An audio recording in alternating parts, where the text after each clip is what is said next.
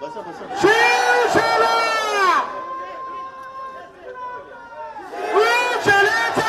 माझ्या शिवसैनिक,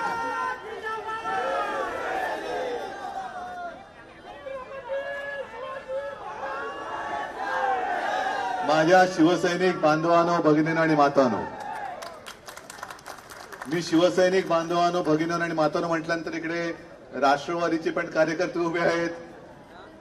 ते बघा तिकडनं पण हात करतायत. काँग्रेसचे पण आहेत, आरपीआयचे आहेत, वंचितचे आहेत, आपचे आहेत. म्हणजे सर्व देशभक्त आता एकत्र झालेले आहेत. महाराष्ट्रामध्ये आपली महाविकास आघाडी आहे आणि देशाला वाचवण्यासाठी, देशाची लोकशाही वाचवण्यासाठी जे देशभक्त एकत्र आलेत त्यांच्या आघाडीचं नाव, अरे जाऊ दे दिल्लीपर्यंत आवाज.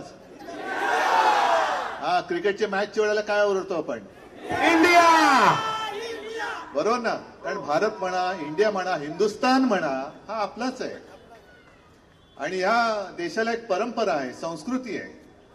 हिंदुत्वाला सुद्धा एक परंपरा आहे. आपलं हिंदुत्व हे बेगडी नाहीये, ढोंगी नाहीये.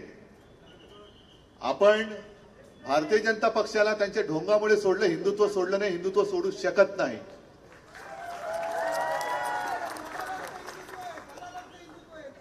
नाही, हिंदुत्वामध्ये गद्दारांची किंवा दलालांची जागाच नाहीये. दलाल आणि गद्दार तिकडे. आता संजय राऊत जे बोलले माझ्या आधी, मिंदे कुठेतरी मंदिर साफ करतायत.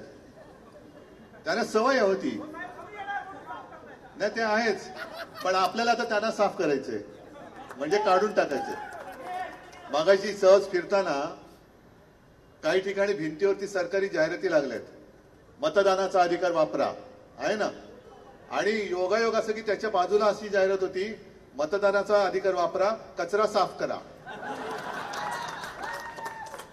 हा फार अर्थपूर्ण आहे. त्याचा फोटो काढून छापला पाहिजे. मतदानाचा अधिकार वापरा आणि कचरा साफ करा.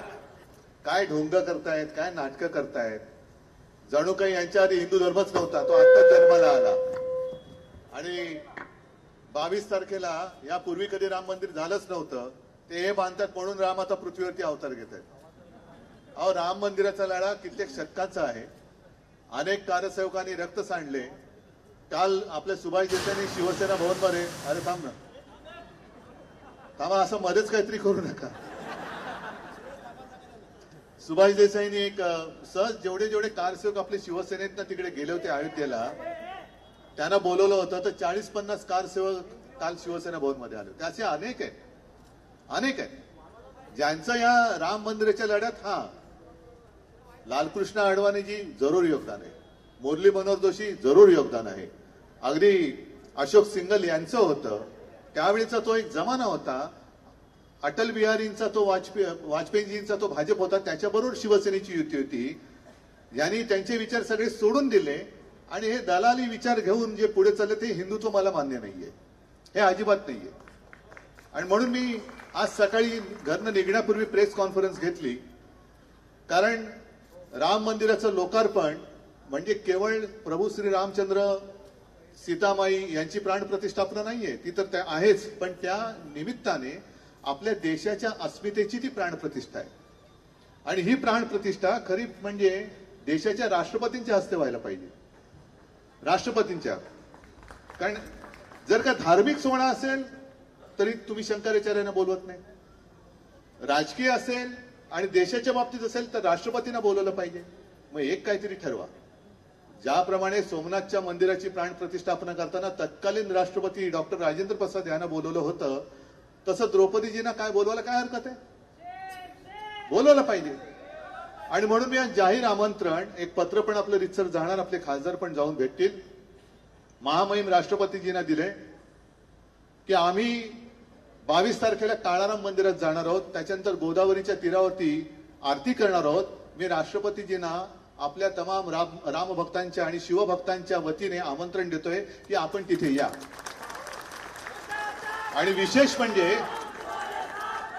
म्हणजे काल त्या अटल सेतूचं लोकार्पण झालं. मी आता येताना टीव्हीवर बघत होतो. खरं हा जो रस्ता आहे तो मुंबई ते शिवडी ते नावाशिवा अंतर कमी करण्यासाठी, त्याच्यावरनं एकटेच आपले चालत होते. एकाचाच फोटो, बाकी कोणीच असता कामा नये. अटल बिहारी वाजपेयींचा पण फोटो त्याच्यावरती नाहीये, जाहिरातीमध्ये फोटो नाहीये.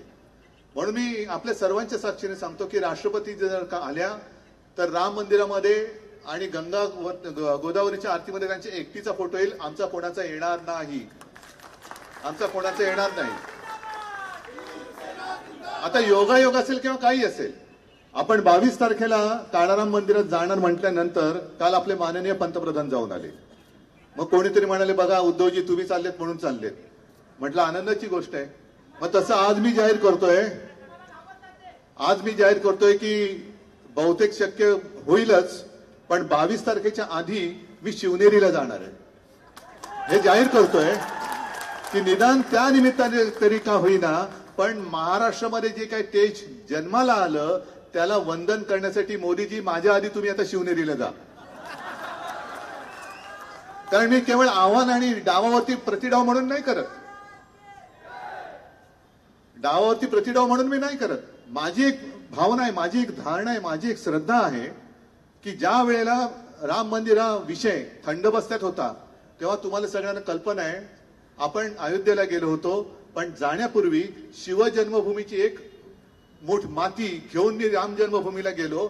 माना अथवा मानू नका, पण एका वर्षाच्या आत राम मंदिराचा निकाल लागला की नाही लागला काढा. मी अयोध्येला गेलो होतो ती तारीख काढा आणि राम मंदिराचा निकाल कधी लागला तो काढा. निकाल सर्वोच्च न्यायालयाने दिलेला आहे, सरकारने दिलेला नाही. आणि मला सांगायला थोडंसं दुःख होतं की त्यावेळेला काही काळ म्हणजे 1900 आधीपर्यंत आपण सुद्धा मोदीजींच्या सरकारमध्ये होतो, त्याच्या आधी अटलजींच्या सरकारमध्ये होतो. आपली एक अपेक्षा होती की ज्या राम मंदिराच्या मुद्द्यावरनं तुम्ही दिल्ली गाठली त्या राम मंदिराचा निर्णय तुम्ही विशेष कायदा करून घ्या. कोणाची हिंमत झाली नाही. सर्वोच्च न्यायालयाने निकाल दिला, तो सुद्धा 25-30 वर्षांनंतर, म्हणून आज राम मंदिर होतंय. असो, बोलण्यासारखं एकदा बोलायला गेले का तुम्हाला माहितीये खूप विषय आहेत. आज मी काय सभा घ्यायला आलेलो नाही, केवळ शाखा भेटीसाठी आलेलो आहे. आणि पक्ष चोरण्याचा प्रयत्न झालाय. चोराचं काय करायचंय आपल्याला सगळ्यांना माहितीये. माझं तर आव्हान आहे, तुम्ही माझं धनुष्यबाण चोरलेत ना प्रभू रामचंद्राचं, घेऊन उभे राहा. चोराच्या हातात धनुष्यबाण आणि शिवसैनिकाच्या हातात मशाल. होऊन जाऊ दे.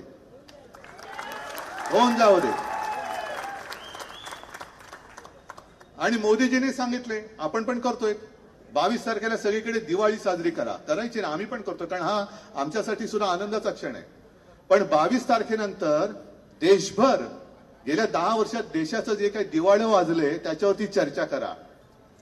मग चाय पे चर्चा करा, ढोकळे पे चर्चा करा, शेव फाफडे पे करा, फरसाण पे करा, कशावरही करा, पण करा. काय 10 वर्षात संपूर्ण वाटोळं केलं देशाचं. राम मंदिर बांधलंय, आनंदाची गोष्ट आहे, त्याचं श्रेय आम्ही लाटू शकत नाही, त्याच्यात आम्ही घेऊ इच्छित नाही. पण जर तुमच्यामध्ये काही एक आत्मविश्वास असेल तर चाय पे चर्चा केली होती ना, तशा तुमच्या पोकळ घोषणा, योजनांचा पाऊस जो तुम्ही पाडला, योजनांचा नुसका पाऊस आणि अंमलबजावणीचा दुष्काळ, त्याची चर्चा करा.